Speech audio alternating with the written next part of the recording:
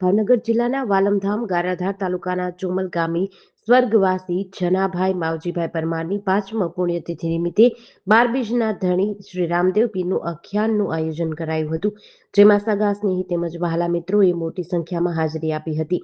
તેમજ સાંજે 7 વાગે રામદેવ પીરની દિવ્ય જ્યોત પ્રગટાવી દર્શન કરી સૌએ ભોજન પ્રસાદ લઈ આખ્યાન જોયું, સાંભળ્યું અને માણ્યું હતું.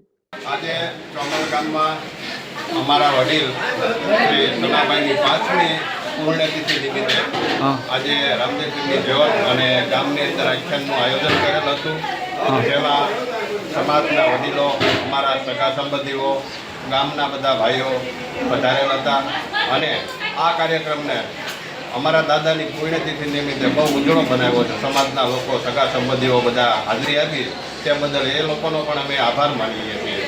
જેડીસી ન્યૂઝ સાથે મુકેશ કંટારિયા, ગારિયાધાર.